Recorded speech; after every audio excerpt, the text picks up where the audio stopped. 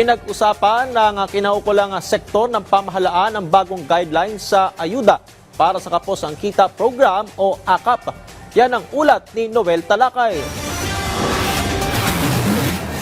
Pinangunahan ni DSWD Secretary Rex Gatchalian ang isang pagpupulong para sa bagong guidelines ng ayuda para sa Kapos ang Kita o AKAP program para ngayong taon. Kasama sa naging pagpupulong sina NEDA Secretary Arsenio Balisacan at DOLE Secretary Bienvenido Laguesma. Sa isang pahayag sinabi ni DSWD Secretary Gatchalian na bahagi ito ng direktiba ni Pangulong Ferdinand Marcos Jr. ng AKAP at iba pang programa ng gobyerno ay patutupad lamang kapag nailatag na ang malinaw na mga guidelines. Sinabi rin ni Gatchalian na ang mga bagong patakaran ay inaasahang makikinabang ang mga mahihirap at mga manggagawang apektado ng mga krisis tulad ng pandemya at iba pang hamon sa ekonomiya. Sa susunod na linggo na, inaasahan na mailalabas ang bagong guidelines na magbibigay linaw sa mga benepisyaryo at kung paano epektibong